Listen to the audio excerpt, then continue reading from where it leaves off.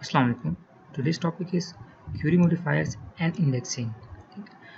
So the learning objectives of this lab are to query modifiers, indexing, and at the end we would be exploring Mongo Compass.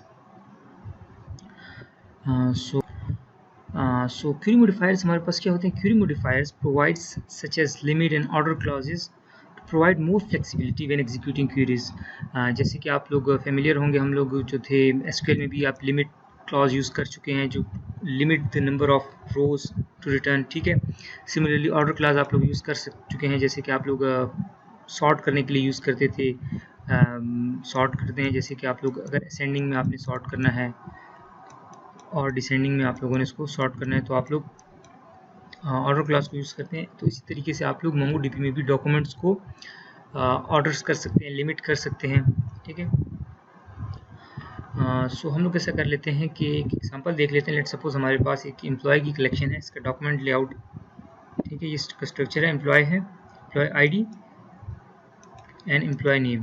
ये आपके पास क्या है? Field name है और ये आपके पास फील्ड की वैल्यूज़ हैं, ठीक है। सो अगर हम लोग इस डॉक्यूमेंट को इंसर्ट कर देते हैं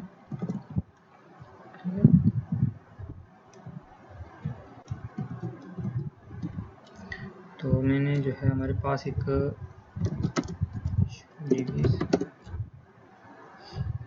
कर लेते हैं लैब 13।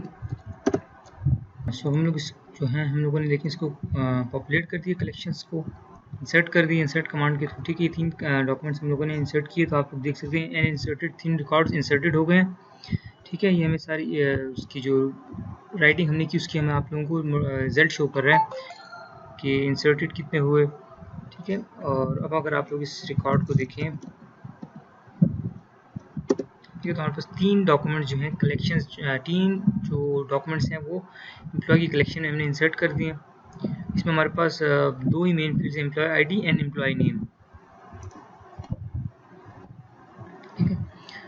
तो अब हम लोग ऐसा करते हैं कि इसके ऊपर लिमिट क्लॉज हम लगाना चाहते हैं। तो अगर आप लोग इस फंक्शन को देखें तो हम लोग क्या कर रहे हैं, db.employ फाइंड करो डॉट लिमिट, तो लिमिट कर दो 2 डॉक्यूमेंट्स को आप रिटर्न करें। जैसे आप लोग कमांड एसक्यूएल में लिखते थे, आप लोगों ने सिलेक्ट स्टैटिक फ्रॉम एम्प्लॉय और आप लोगों ने लिमिट 2 यूज़ करते थे। इसी तरह ये आपके पास डॉट लिमिट का फंक्शन आप लोग यूज़ कर सकते हैं, ठीक है। तो अगर आप लोग इस कोड की एक्सप्लेनेशन को देखें, so the above code takes the find functions, जो कि आपके पास तमाम कलेक्शंस को, तमाम डॉक्यूमेंट्स को रिटर्न करेगा। बट हम लोगों ने उसके बाद क्या किया, लिमिट क्लॉज का एक फंक्शन अपेंड किया है to limit the number of documents being return just to 2। अगर आप लोग 2 डॉक्यूमेंट्स को रिटर्न करना चाहते हैं तो आप लोग यहाँ पे 2 स्पेसिफाई करेंगे, और अगर आप लोग यहाँ पे ज़्यादा डॉक्यूमेंट्स जितने आप लोग रिटर्न करना चाहें तो आप लोग वहाँ पे उसी इंटीजर को यहाँ पे स्पेसिफाई कर सकते हैं। अब ये कि आप लोगों ने यहाँ पर एक नया जो है आप लोगों ने एक फंक्शन देखा होगा, डॉट फॉर ईच। तो ये हमारे पास क्या है कि ये जो है हम लोगों ने एक फॉर ईच फंक्शन अपेंड किया है। ये हम लोगों ने किस लिए किया है, ये आपके पास ईच डॉक्यूमेंट को ट्रैवर्स करने के लिए यूज़ होता है। लेट्स सपोज आपके पास ये एक डॉक्यूमेंट है, ठीक है, ये आपके पास जो है दूसरा डॉक्यूमेंट है, ये आपके पास तीसरा डॉक्यूमेंट है, ठीक है। तो ये जो आपके पास तमाम डॉक्यूमेंट्स, ये क्वेरी जब रन होगी तो पहले आपके पास ये तमाम डॉक्यूमेंट्स रिटर्न करेगी। एज्यूम करें आपके पास जो है कलेक्शन में हम लोगों ने 3 डॉक्यूमेंट इंसर्ट किए, तो 3 डॉक्यूमेंट यहाँ ये रिटर्न करेगी। उसके बाद हम लोगों ने इसको लिमिट क्लॉज लगाई है, तो लिमिट का फिल्टर लगने के बाद ये आपके पास 2 डॉक्यूमेंट रह जाएंगे, ठीक है। तो फिर ये जो डॉट फॉर ईच है ये आपके ईच डॉक्यूमेंट को ट्रेवर्स करती है, ठीक है। फंक्शन है आपके पास ये डॉट फॉर ईच, और ये आपके पास क्या करेगा, explicitly go through each document, और हम लोगों ने उसके अंदर प्रिंट जेसन इसको एक कमांड पास की हुई है। तो ये करेगा कि आपका जो डॉक्यूमेंट है उसको जेसन फॉर्म में प्रिंट करेगा, ठीक है, रीडेबल बनाने के लिए। तो अगर आप लोग इस कमांड को देखें, हम लोग एग्जीक्यूट करके देख लें तो आप लोगों को ज़्यादा अंडरस्टैंडिंग हो जाएगी, ठीक है। तो ये हम लोगों ने इसको डॉट, पहले अगर आप नॉर्मली इसको विदाउट लिमिट के एग्जीक्यूट करें तो हमारे पास आप देखेंगे 3 डॉक्यूमेंट्स हैं, ठीक है, एक एम्प्लॉय ID 1, 2 एंड 3।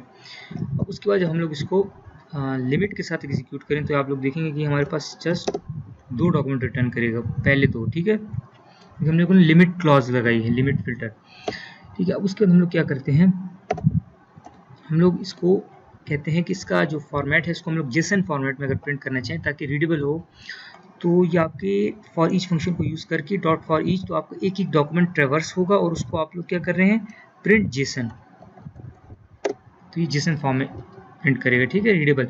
तो अगर आपको याद हो इस तरीके से हम लोगों ने इसका एक अल्टरनेटिव दूसरा भी दिखा था जो आप लोगों में ऑलरेडी हम लोग यूज़ कर रहे भी हैं, pretty, it's just like same, ठीक है। बट फॉर ईच में आपके पास थोड़ी सी फ्लेक्सिबिलिटी ये आ जाती है कि इसमें आप लोग फंक्शंस भी डिफाइन कर सकते हैं, ठीक है। फर्दर आप लोगों ने अगर यहाँ पे जैसे हम लोगों ने फिलहाल यहाँ पे एक कमांड टाइप की 1 आर्गुमेंट, यहाँ पे आप लोग अपने फंक्शंस भी डिफाइन कर सकते हैं, उसमें आप लोग मल्टीपल मैनिपुलेशन वगैरह भी परफॉर्म कर सकते हैं, ठीक है।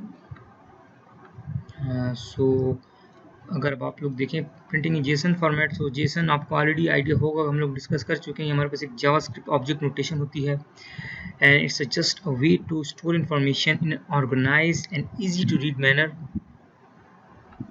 ठीक है। तो अगर आप लोग इस कमांड को एग्जीक्यूट करेंगे तो आप लोगों के पास इस तरीके से डॉक्यूमेंट रिटर्न होगा, ठीक है।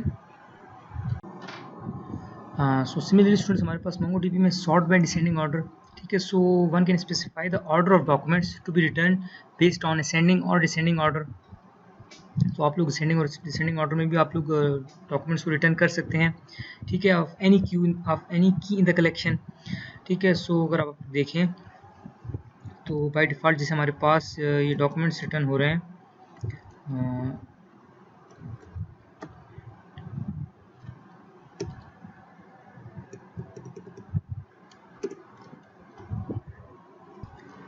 अच्छा। सो स्टूडेंट्स आप देखिए हमारे पास अभी जो बाय डिफ़ॉल्ट है ये आर्गूमेंट्स जो हैं, ये हमारे जो डॉक्यूमेंट्स हैं ये आप लोगों के पास असेंडिंग ऑर्डर में रिटर्न हो रहे हैं, ठीक है। 785, 786, 787 ये हमारे पास जो अंडरस्कोर आईडी है, हमारे पास एक जो कि प्राइमरी की होती है बाय डिफ़ॉल्ट असाइन हो जाती है ईच डॉक्यूमेंट को, ठीक है। तो इसके हिसाब से आपके पास असेंडिंग ऑर्डर में आपके पास रिटर्न हो रहे हैं, ठीक है। अब आप चाहते हैं कि ये डॉक्यूमेंट जो है डिसेंडिंग ऑर्डर में रिटर्न हो according to the underscore ID की। सो आप लोग जो है देखिए हमारे पास हम लोगों ने क्या स्पेसिफाई करना होता है, फील्ड का नेम, जो आपके पास फील्ड है उसके हिसाब से आप सॉर्ट करना चाहते हैं और उसमें आप लोग आर्गुमेंट देते हैं -1 इंडिकेट कि आप लोग जो डॉक्यूमेंट्स हैं हमारे जो हमारे पास जो डॉक्यूमेंट्स हैं इनको आप लोग इस की के हिसाब से डिसेंडिंग ऑर्डर में सॉर्ट करना चाहते हैं। अगर आप लोग यहाँ पे 1 स्पेसिफाई कर दें तो ये आपको ये इसको असेंडिंग कंसीडर करता है, असेंडिंग ऑर्डर में ही रिटर्न करता है, बाय डिफ़ॉल्ट भी ये असेंडिंग में ही रिटर्न कर रहा होता है। बट अगर आप लोग यहाँ पे -1 कर दें, साइन कर दें इस फील्ड के साथ, तो ये आप लोग को इस तमाम डॉक्यूमेंट्स को एम्प्लॉय आईडी के हिसाब से डिसेंडिंग ऑर्डर में आपको सॉर्ट करके देगा। सो अगर आप लोग देखें इस कमांड को जब हम लोग रन करेंगे, हम लोग इसको अंडरस्कोर आईडी के बेसिस पे सॉर्ट कर रहे हैं डिसेंडिंग ऑर्डर में, तो ये देखें अब आप लोगों ने इसमें 787 पहले रिटर्न किया, 86 उसके बाद और 85 बाद में, तो इसने अब इसको डिसेंडिंग ऑर्डर में सॉर्ट किया। असेंडिंग में आप लोग अगर ना स्पेसिफाई करें तो ये बाय डिफ़ॉल्ट भी असेंडिंग में ही आपको सॉर्ट करता है, ठीक है। जैसे डॉक्यूमेंट्स को अगर मैं इसके साथ -1 ना लिखूँ, सिर्फ 1 लिखूँ, तो भी आपको ये आपको आप असेंडिंग ऑर्डर में रिटर्न कर रहे हैं, ठीक है। इसी तरह अगर आप लोगों ने इसको किसी और एट्रीब्यूट की बेसिस पे इसको सॉर्ट करना है एम्प्लॉय आईडी की बेसिस पे, तो डिसेंडिंग ऑर्डर में तो आप लोग उसको भी स्पेसिफाई कर सकते हैं। लाइक देखें हमने इसको एम्प्लॉय आईडी की बेसिस पे डिसेंडिंग ऑर्डर में सॉर्ट किया, उसको एम्प्लॉय आईडी 3 टॉप पे रिटर्न हो रहा है, ठीक है। उसके बाद एम्प्लॉय आईडी 2, इसके बाद एम्प्लॉय आईडी 1। सो ये हमारे पास सिंपल फंक्शंस हैं। तो इसी कमांड को अगर आप एग्जीक्यूट करेंगे तो आपका इस तरह का आउटपुट आ जाएगा, ठीक है। उसके बाद हमारे पास स्टूडेंट जैसे आप लोग एग्रीगेट फंक्शन देख चुके थे, हमारे पास MongoDB में हम जैसे एसक्यूएल में आप लोगों के पास काउंट फंक्शन था जो कि आपके पास नंबर ऑफ रोज को काउंट कर रहा था। तो सिमिलरली आपके पास MongoDB में भी एक काउंट का फंक्शन है जो कि आपके पास डॉक्यूमेंट्स को काउंट करता है, ठीक है। तो जैसे कि अगर आप लोग कलेक्शंस को काउंट करना चाहते हैं तो ठीक है, employee.count, तो इसने 3 डॉक्यूमेंट्स हमारे पास जैसे आप लोग देख रहे हैं हमारे पास 3 डॉक्यूमेंट्स हैं, तो इसने आपको काउंट में 3 रिटर्न किया। इसके अलावा स्टूडेंट्स हमारे पास सिमिलरली अगर हम लोग परफॉर्मिंग मॉडिफिकेशंस में और देखें तो हमारे पास MongoDB में जो ऑपरेशंस आ जाते हैं वो है हमारे पास एक अपडेट एंड रिमूव। ठीक है, अपडेट के जो फंक्शन हम लोग ऑलरेडी देख चुके हैं, जैसे कि आप लोगों ने update many and update one function हम लोगों ने देखा था। इसी तरह हमारे पास जो डिलीट करने के लिए आप लोगों ने रिमूव स्टेट डिलीट का एक फंक्शन देखा था, delete many and delete one. ठीक है, इसी तरह हमारे पास ये दो मॉडिफिकेशन हो गए, हम लोग ऑलरेडी कवर कर चुके हैं। हाँ, बट इसमें आप लोगों को मैं थोड़ा सा ये बता दूं कि हमारे पास डिलीटिंग डॉक्यूमेंट्स के लिए एक दूसरा मेथड भी आता है जिसको कहा जाता है डॉट रिमूव। ठीक है, जैसे आप लोग डिलीट लिखते थे, डिलीट मैनी या डिलीट वन, तो इसी तरह आपके पास ये मेथड भी आता है रिमूव, जो कि डॉक्यूमेंट्स को रिमूव करने के लिए यूज़ होता है। और दूसरा ये कि they are almost the same, मतलब रिमूव एंड डिलीट फंक्शन जो है perform the same function, but the difference is just that they returns the different values. ठीक है, तो अगर हम लोग इसको प्रैक्टिकली देख लें तो आप लोगों को अंडरस्टैंडिंग हो जाएगी। लेट्स सपोज अगर हम लोग देखें तो हमारे पास काउंट में देखिए 3 डॉक्यूमेंट्स हैं। ठीक है, अब मैं इनमें से क्या करता हूँ, अगर एक डॉक्यूमेंट को रिमूव करता हूँ, लेट्स सपोज ये रिमूव का फंक्शन कॉल कर लेते हैं। हम लोग ऐसा कर लेते हैं एम्प्लॉय ID 2, जहाँ पे इसको रिमूव कर लेते हैं। ठीक है, इसने क्या किया, इसने हमें रिजल्ट जो रिटर्न किया वैल्यू, इसने हमें क्या बताया, right result and removed one, mean एक डॉक्यूमेंट हमने इसने रिमूव कर दिया इस फंक्शन मेथड ने। तो अगर अब आप लोग देखें तो हमारे पास जो 2 डॉक्यूमेंट था, सेकंड नंबर डॉक्यूमेंट ये आपके पास रिमूव हो चुका है। अब अगर इसी की जगह हम लोग ऐसा कर लेते हैं, एम्प्लॉय को 1 को रिमूव करते हैं, बट इसको हम रिमूव नहीं बल्कि डिलीट के मेथड से कर लेते हैं, डिलीट 1। ठीक है, तो अगर आप लोग देखें तो इसने भी डॉक्यूमेंट को रिमूव कर दिया, बट इसने हमें क्या एक्नॉलेजमेंट रिटर्न की, एक एक्नॉलेजमेंट ट्रू कि आपका जो ऑपरेशन था वो successfully performed and deleted count 1, कि इसने एक डॉक्यूमेंट को रिटर्न किया। तो अगर आप लोग फाइंड करके देखें तो हमारे पास जस्ट 1 डॉक्यूमेंट रिमेन्स। ठीक है, तो हमारे पास जो था एम्प्लॉय ID 1 भी रिमूव हो गया और एम्प्लॉय ID 2 भी हम लोगों ने रिमूव कर दिया। आप इस रिमूव मेथड को भी यूटिलाइज कर सकते हैं, इस तरह आप लोग डिलीट मेथड्स को भी यूज़ कर सकते हैं। ठीक है, सिमिलरली अब हम लोग देख लेते हैं indexing and performance considerations. Indexing जैसे आप लोग ऑलरेडी फेमिलियर होंगे, SQL में भी हम लोगों ने देख चुके हैं काफ़ी डिटेल में, कि वेरी इंपॉर्टेंट होती है in any database to improve the efficiency of search queries in MongoDB. So if you are continuously performing searches in your documents, then it's better to add indexes on the fields. ठीक है, जो आपके पास, जैसे हम लोगों ने कहा था, जिस फील्ड पे आप लोग ज़्यादा सर्च कर रहे हैं, so it's better to add index, आप उसको इंडेक्स कर लें। दूसरा परफॉर्मेंस कंसिडरेशंस के हवाले से मैं आपको बताना चाहूँगा, जैसे कि आप लोग सपोज़ आपके पास एक डॉक्यूमेंट है, इसमें मतलब 8 से 10 फील्ड्स हैं आपके पास। ठीक है, की वैल्यू पेयर जैसे होते हैं। तो अगर आप एज्यूम करें आपके पास इस तरीके से कुछ 8 से 10 फील्ड्स हैं, और अगर आपने कोई क्वेरी लिख रहे हैं, कोई फाइंड कर रहे हैं, और आपको just want 2 fields from that document, आपको सिर्फ 2 उसकी फील्ड चाहिए, बाकी फील्ड्स आपको नहीं चाहिए। सो मेक श्योर कि आप लोग सिर्फ उन्हीं फील्ड को टारगेट करें रिटर्न करने के लिए। जैसे आप लोगों ने अगर हम लोग मंगो की बात करें तो उसमें आप लोग प्रोजेक्शन यूज़ कर सकते हैं कि स्पेसिफिक फील्ड्स को आपने रिटर्न करना है। और अगर आपने SQL में बात करें तो आप लोग जैसे सेलेक्ट कमांड में हम लोग लिखते थे सेलेक्ट, अगर आपके पास स्पेसिफिक किसी एट्रीब्यूट को या किसी फील्ड को रिटर्न करना है, सेलेक्ट नेम, फादर नेम, तो आप लोग इस तरीके से सेलेक्ट कमांड यूज़ करते हैं। ठीक है, उसका एडवांटेज आपके पास ये होता है कि जब आप लोग इसको फेच करते हैं तो आपके पास सिर्फ स्पेसिफिक 2 फील्ड के लिए ही आपकी मेमोरी एलोकेट होती है। अगर आप लोग रिक्वायर्ड नहीं है बाकी डॉक्यूमेंट्स और आप सारे डॉक्यूमेंट्स को रिटर्न करते हैं, तो वो तमाम डॉक्यूमेंट्स आपकी रैम में या आपकी मेमोरी में लोड होते हैं। आप परफॉर्मेंस के हवाले से मैं आपको टिप देना चाहूँगा कि आप लोग हमेशा इस चीज़ को अपनी प्रैक्टिस किया करें, जो फील्ड रिक्वायर्ड हों उन्हीं को आप लोग रिटर्न किया करें। ठीक है, इसी तरह अगर अब आप लोग हम लोग इंडेक्सिंग का थोड़ा सा और देख लेते हैं कि आप लोग मोंगो में इंडेक्सिंग किस तरीके से करते हैं। ये आपको ज़्यादा डिफरेंट नहीं, जैसे आप लोग उसकी SQL में आप लोग के पास कमांड्स ही मेथड्स होते हैं, इस तरह आपके पास MongoDB में भी इस तरह के मेथड्स होते हैं, क्रिएट इंडेक्स, ड्रॉप इंडेक्स। अगर आप लोग देखें, if you had a collections with 1000 of documents, अगर आपके पास हज़ारों डॉक्यूमेंट्स हैं, ठीक है, या बहुत ज़्यादा डेटा है विद नो इंडेक्सिंग, और अगर आप उस पर क्यूरी करें टू सर्टेन डॉक्यूमेंट्स, आपने स्पेसिफिक एक डॉक्यूमेंट को टारगेट करना है, रिटर्न करना है क्वेरी करके।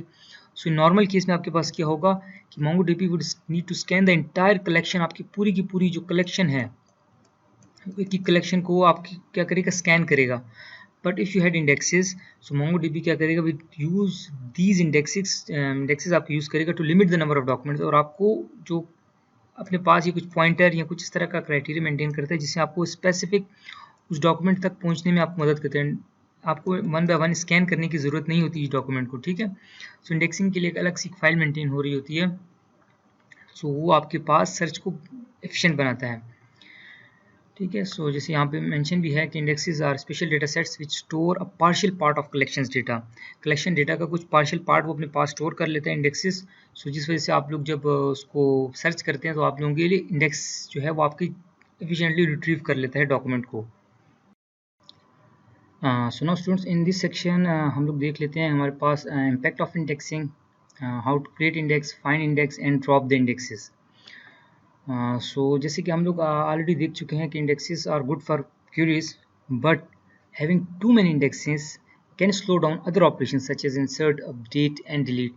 ये वही कॉन्सेप्ट यहाँ पे एक्सप्लेन किया जा रहा है जो आप लोगों को मैंने ऑलरेडी स्टार्टिंग लैब्स में बताया था कि इंडेक्सिंग करने के आपके पास जहाँ पे एडवांटेजेस होते हैं कि आपकी क्वेरीज गुड हो जाती हैं, सिलेक्शन आपकी सिलेक्शन कह लें या रीडिंग जो है आपकी फास्ट होती है, वहीं पर आपके पास इंडेक्सिंग की ज़्यादा करने की वजह से आप लोगों के पास other operations like insertion, updation and deletion slow हो सकती है। इसकी वजह आपको जैसे मैंने कहा था कि इंडेक्सिंग की अलग आपके पास फाइल है या कुछ अलग मैकेनिज्म है मेंटेन हो रहा होता है।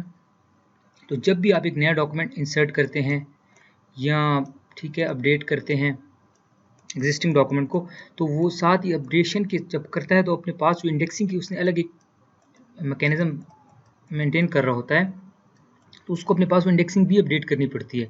जब भी एक इंसर्शन होगी तो उसके पास कुछ ना वो जो पार्शियल पार्ट या अपने पास कोई एड्रेस या कुछ इस तरह का मैकेनिज्म स्टोर करता है तो वो भी अपने पास उसको अपडेट करना पड़ता है।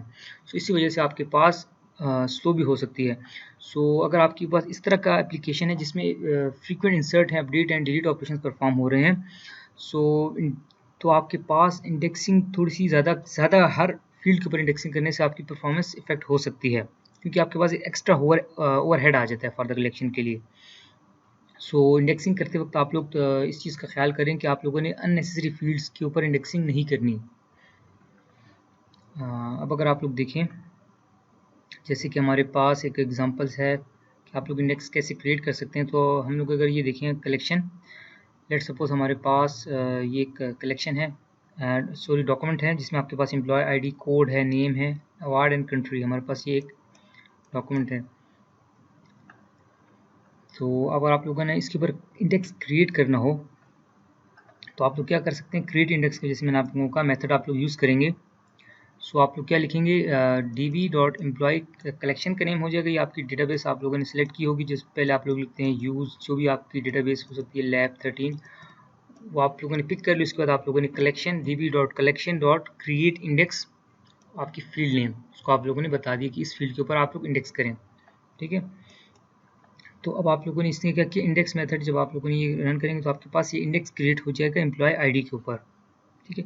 अब यहाँ पे जो है ये पैरामीटर 1 जो है that indicates when the index is created with the employee ID, so they should be sorted in ascending order, ठीक है। तो जो इंडेक्स को क्रिएट कर रहे हैं आप लोग यहाँ पे साथ ही भी आइडेंटिफाई कर रहे हैं कि एम्प्लॉय आईडी को इंडेक्स करो और किस ऑर्डर में, असेंडिंग ऑर्डर में इंडेक्स करो। आप लोग यहाँ पे 1 स्पेसिफाई कर रहे हैं, ठीक है। इस तरह आप लोग -1 भी स्पेसिफाई कर सकते हैं डिसेंडिंग ऑर्डर में, उसको सॉर्ट करने के लिए इंडेक्स जो मेंटेन करेगा वो अपने पास, ठीक है। अच्छा, दूसरा ये कि note that this is different from the underscore ID field, ठीक है। अंडरस्कोर आईडी तो आपको मैंने कहा था ये यूनिकली अलग फील्ड होती है, ठीक है, जैसे जो यूनिकली वो इंसर्ट कर देते हैं MongoDB कलेक्शन को यूनिकली आइडेंटिफाई करने की। एम्प्लॉय आईडी हम लोगों ने खुद से जो हम कलेक्शन में इंसर्ट कर रहे हैं कि हम लोगों ने वो आईडी को इंडेक्स किया है, ठीक है। जो अंडरस्कोर आईडी होती है या अगर आप लोग देखेंगे तो ये बाय डिफ़ॉल्ट आपके पास इंडेक्स हुई होती है, इसको इंडेक्स करने की ज़रूरत नहीं होती क्योंकि ये आपके पास प्राइमरी की होती है, तो ये बाय डिफ़ॉल्ट ही इंडेक्स होती है। सो अगर आप लोग क्रिएट इंडेक्स की कमांड को जब आप लोग रन करेंगे एम्प्लॉय आईडी के ऊपर, तो ये आपको देखें रिस्पॉन्स में इस तरह का रिटर्न करेगा कि नम इंडेक्सेस बिफोर 1। तो ये आपको बता रहा है कि आपने जब इस क्रिएट इंडेक्स को क्रिएट किया तो आपके पास एक इंडेक्स तो पहले से बना हुआ था, ये कौन सा इंडेक्स बना होगा यहाँ पर, ये वो अंडरस्कोर आईडी पहले से ही इंडेक्स्ड होगी। अब उसके बाद कह रहे हैं कि नम इंडेक्स आफ्टर, उसकी आपकी इस कमांड के बाद जो आपके पास इंडेक्सेस बने कितने हो गए, 2 हो गए, क्योंकि एक आपका अंडरस्कोर आईडी पहले से है, दूसरा आपने एम्प्लॉय आईडी को भी इंडेक्स कर दिया, तो अब आपके पास 2 इंडेक्सेस हो गए। ठीक है, और ये आपको बता रहा है कि आपका जो ऑपरेशन है वो सक्सेसफुली परफॉर्म हो गया है। ठीक है, ठीक है, तो ये आप लोगों ने इसी चीज़ को इधर एक्सप्लेन किया गया है।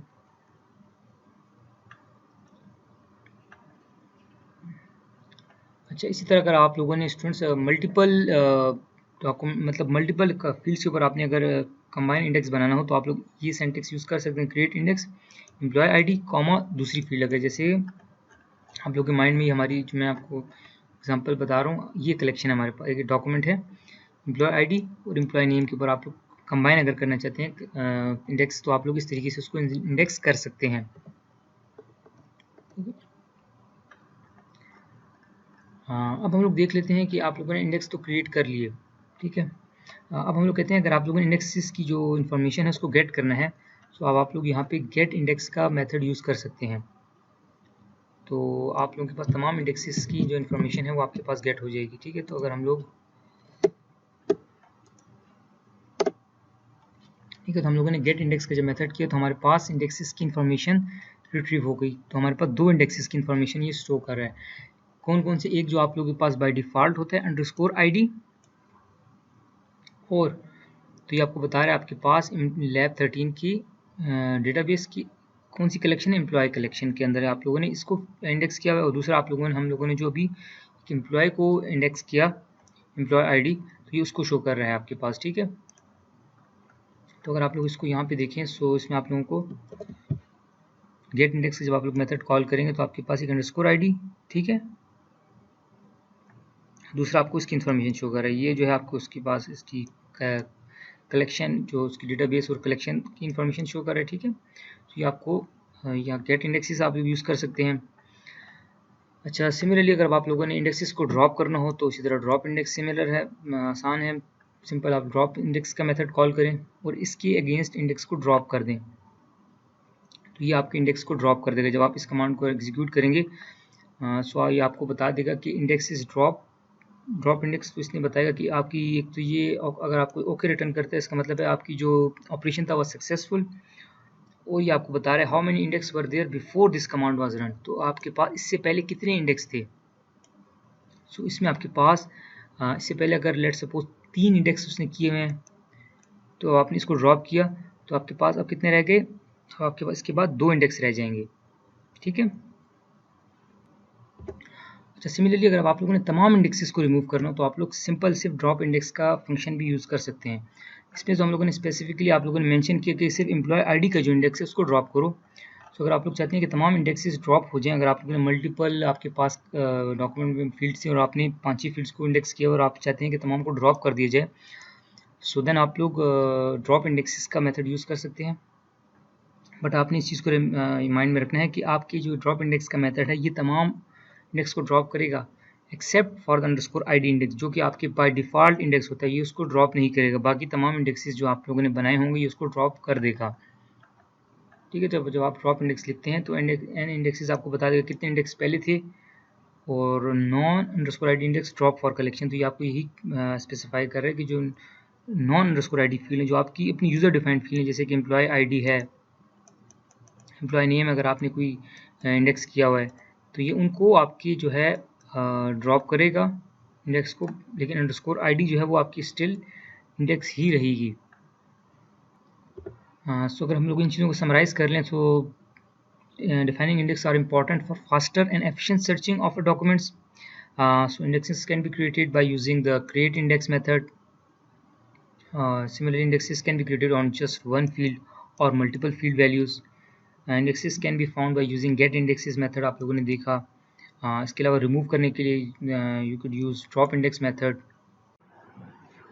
सो स्टूडेंट्स, लास्ट में मैं आप लोगों को थोड़ा सा MongoDB कंपास का एक ओवरव्यू दे दूँ। सो MongoDB कंपास जैसे कि आप लोग शायद ऑलरेडी यूज़ भी कर चुके हैं कुछ स्टूडेंट्स।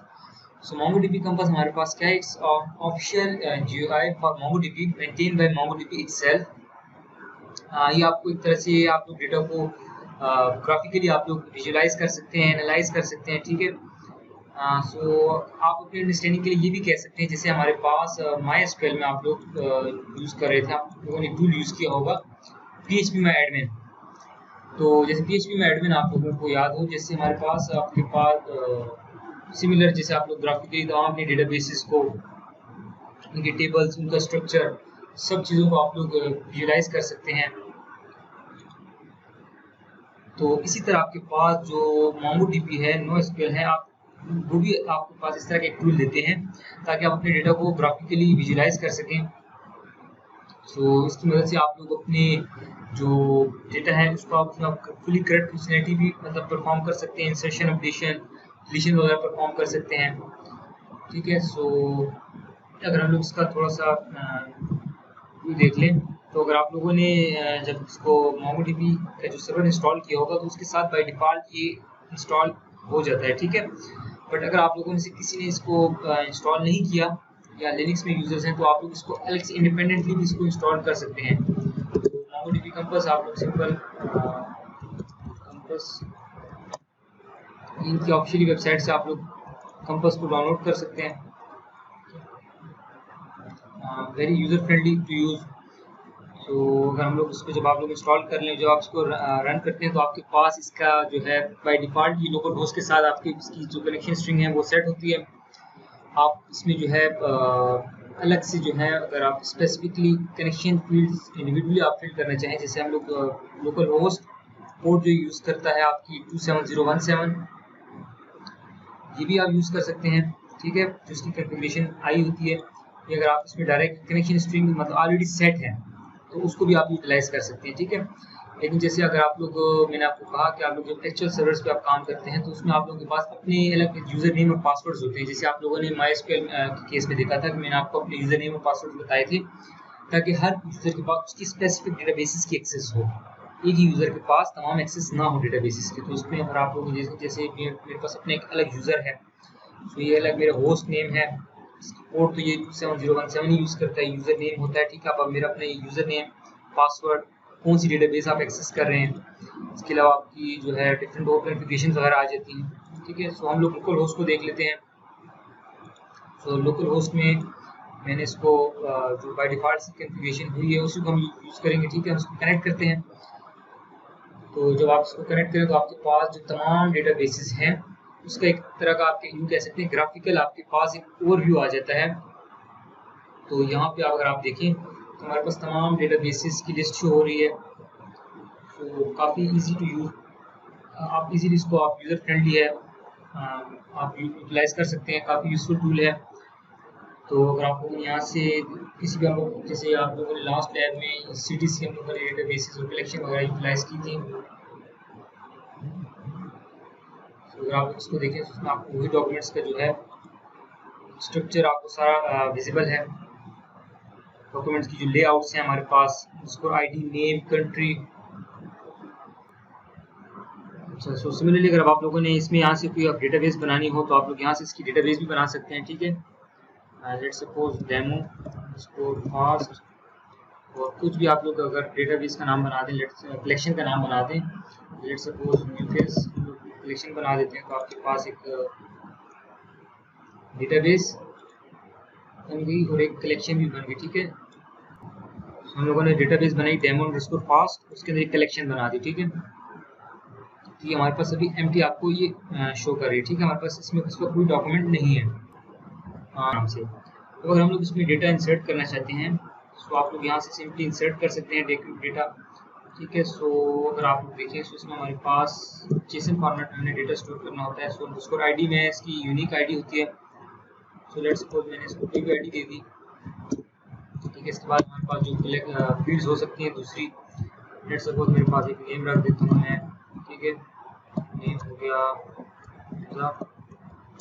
इसके अलावा उसका जो लेट्स सपोज रोल नंबर है, सो हम कह देते हैं आपके पास है 1311। जैसे इसको अगर हम लोग इंसर्ट कर दें तो आपके पास ये डॉक्यूमेंट इंसर्ट हो गया। सो हम लोगों ने जब इसको इंसर्ट किया तो आप लोगों के पास देखें हमारे पास ये डॉक्यूमेंट एक इंसर्ट हो गया, ठीक है। जिसका आपको डॉक्यूमेंट का लेआउट नज़र आ रहा है। इसी तरह अगर आप लोग डॉक्यूमेंट्स को इंपोर्ट करना चाहते हैं, कोई भी आपके पास CSV फाइल है या JSON फाइल है, तो आप लोग उसको यहाँ से लेट्स सपोज इंपोर्ट भी कर सकते हैं। ये आप देखें हमारे पास यहाँ से डॉक्यूमेंट्स सारे जो हैं, इसमें डिफरेंट टाइप्स ऑफ फॉर्मेट में CSV JSON में आप लोग इसको इंपोर्ट कर सकते हैं। तो अब आप देखिए हमारे पास एक ही कलेक्शन है, लेकिन इसमें डॉक्यूमेंट्स का लेआउट डिफरेंट है। देखें तो आप जैसे मेरे एक डॉक्यूमेंट मैंने इंसर्ट किया खुद से, जो मेरे पास में नेम रोल नंबर 2 फील्ड्स, दूसरा जो डॉक्यूमेंट है उसमें आप जो मैंने इंपोर्ट किया उसमें हमारे पास डिफरेंट टाइप्स ऑफ फील्ड्स हैं। तो इसमें आपके पास यही एक फर्क आ जाती है, एडवांटेज है कि आपके पास एक ही कलेक्शन के अंदर डिफरेंट टाइप्स ऑफ डॉक्यूमेंट्स की लेआउट हो सकती है, फील्ड भी वेरी कर सकती हैं, कम ज़्यादा भी हो सकती हैं, और आपके पास जो है की वैल्यू पेयर्स के नेम भी डिफरेंट हो सकते हैं। जबकि आपके पास MySQL में आपको याद हो हमारे पास फिक्स स्ट्रक्चर था, आपके पास जो आपकी सब जितने भी डॉक्यूमेंट है, जितनी भी रोज हैं, उसमें सब आपके पास एट्रीब्यूट का नेम सबका सेम होना चाहिए और सब में इक्वल नंबर ऑफ कॉलम्स हो सकते हैं। इसमें आपके पास देखें तो हमारे पास डिफरेंट कॉलम्स भी हो सकते हैं और डिफरेंट एट्रीब्यूट्स के नेम भी हो सकते हैं। सो अगर मैनुअल को देखें तो उसमें आप लोग देखेंगे जैसे मैंने आप कनेक्शन कनेक्ट कर सकते हैं, जो हम लोग ऑलरेडी देख चुके हैं। इस तरह आप लोगों ने डेटाबेस बनानी हो तो आप लोग क्रिएट भी कर सकते हैं। सिमिलरली अगर आप लोग ने कलेक्शन बना ली, डॉक्यूमेंट्स बना ली, कलेक्शन भी बना ली, अब आपने डॉक्यूमेंट इंपोर्ट करना है, ये इंसर्शन आप कर सकते हैं इसी MongoDB कंपास के टूल की मदद से।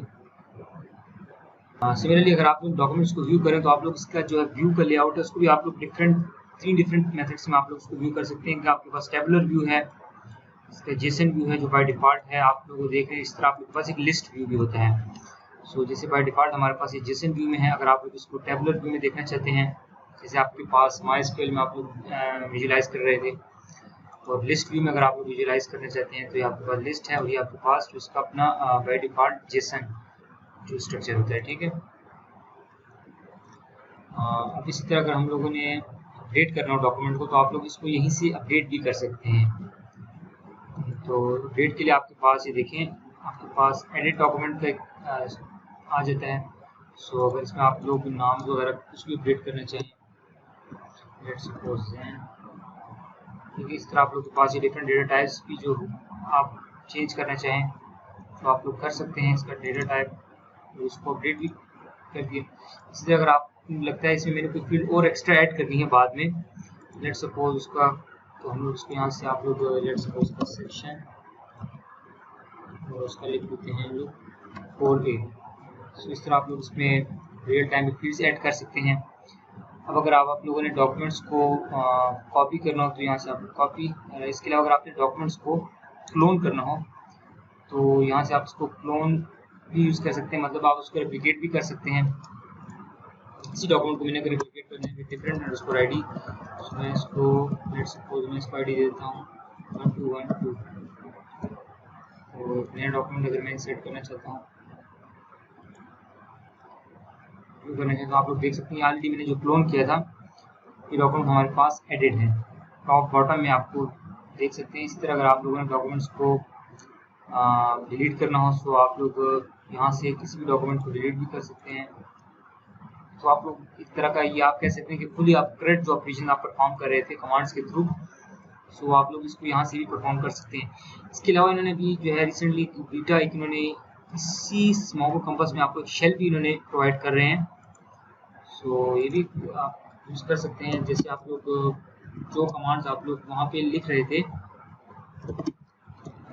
शेल में, तो आपको ये आपको बीटा इनका वर्जन है, ये भी आपको एक शेल भी यहाँ पे प्रोवाइड कर रहे हैं। इसमें आप लोग वही कमांड जो आप लोग ऑलरेडी कंपास में उसमें शेल में यूज़ करते आए हैं तो आप लोग इसी को यहाँ पर यूटिलाइज कर भी सकते हैं, ठीक है। तो ये भी काफ़ी यूजफुल है आपके मोंगो कंपास। सिमिलरली अगर हम लोग इसमें एडिट हो गया, डिलीशन आप लोगों ने देख ली, डिलीट कर सकते हैं। कलेक्शंस को अगर आप लोगों ने यहाँ से ड्रॉप करना है, ऐड करना है तो यहाँ से आप कर सकते हैं। स्टूडेंट लास्ट में आप लोग ये बताना चाहूँगी, जैसे आप लोग सिलेक्शन वगैरह परफॉर्म कर रहे थे फाइंड के थ्रू, आप लोग स्पेसिफिक डॉक्यूमेंट्स को रिटर्न करते हैं। जैसे अगर आपको माइंड हो, हमारे पास जो सिटीज कलेक्शन थे हम लोगों ने लास्ट क्लास में आपको दिया था, तो अगर आप लोगों ने इसमें इम्पोर्ट किया तो इसमें हमारे पास इस तरह का डॉक्यूमेंट का कुछ लेआउट था, कंट्रीज की इंफॉर्मेशन थी, टाइम जोन वगैरह, पॉपुलेशन और उसकी लोकेशन। सो अगर आप लोगों ने इसकी जैसे प्रिपरेशन आप लोग परफॉर्म कर रहे थे, सो जैसे db.cities.find1, सो इसी तरह के ऑपरेशन आप लोग यहाँ पर भी इसको फिल्टर्स यहाँ पर भी डायरेक्ट अप्लाई कर सकते हैं। जैसे कि अगर मैं चाहता हूँ लेट्स सपोज कि मेरे पास लेट्स सपोज वो तमाम डॉक्यूमेंट्स रिटर्न हो जिनकी कंट्री पीके पाकिस्तान पीके को हो, ठीक है। सो डॉक्यूमेंट्स रिटर्न हो। इसी तरह अगर मैं इसमें एक और एंड फिल्टर ऐड करना चाहूँगी जिसका नेम क्या हो, लेट्स सपोज कराची, तो ऐसा हमारे पास एक ही डॉक्यूमेंट है। ये अगर मैं ये ऐड करना चाहूँ कि जिसकी पॉपुलेशन क्या हो हमारे पास greater than let's suppose teachers greater than हो, ठीक है। सो इस तरह की जो आप फिल्ट्रेशन वगैरह आप अप्लाई कर सकते हैं। अब इसी कमांड को अगर हम लोग यहाँ पे भी रन कर सकते हैं, आप लोग अगर db.cities, तो अब अगर इसमें आप लोग दूसरा ही देखें, हमारे पास एक प्रोजेक्शन है, जैसे कि प्रोजेक्शन आप लोग कमांड में भी देख चुके थे कि स्पेसिफिक डॉक्यूमेंट में से भी कुछ स्पेसिफिक फील्ड को आप रिटर्न करना चाहिए। जैसे कि अगर हम चाहते हैं कि हमारे सिर्फ टाइम जोन रिटर्न हो तो उसको हम बंद कर देते हैं, और इसके अलावा मैं चाहता हूँ मेरे पास सिर्फ नेम वन, तो बाकी फील्ड्स आप देखेंगे पॉपुलेशन लोकेशन वगैरह ये सब फिल्टर आउट हो जाएंगे। अगर आप लोग अभी किसी फील्ड को सप्रेस करना चाहते हैं, जैसे अंडरस्कोर आईडी बाय डिफॉल्ट आपके पास विजिबल है, तो उसको अगर मैं अंडरस्कोर आईडी को मैं 0 कर दूं, ठीक है। सो ये आपकी भी आपके पास सप्रेस हो गया। इसके अलावा अगर हम लोग देखें तो हमारे पास एक इसमें सॉर्ट के एक फिल्टर भी मौजूद है जिसमें जिसकी वजह से आप लोग डॉक्यूमेंट्स को सॉर्ट कर सकते हैं। जैसे अगर आप लोग देखें, हम लोग चाहते हैं लेट्स सपोज हमारा ये जो डॉक्यूमेंट्स की लेआउट है इसमें अराउंड देखिए काफ़ी 1 लाख से ऊपर तकरीबन अराउंड 2 लाख के करीब डॉक्यूमेंट्स, अगर मैं इसको सॉर्ट करना चाहता हूँ पॉपुलेशन वाइज, सो और असेंडिंग ऑर्डर में, सो मैं इसको पॉपुलेशन और उसको मैं 1 फ्लैग, तो ये असेंडिंग ऑर्डर में पॉपुलेशन वाइज इसको सॉर्ट कर देगा।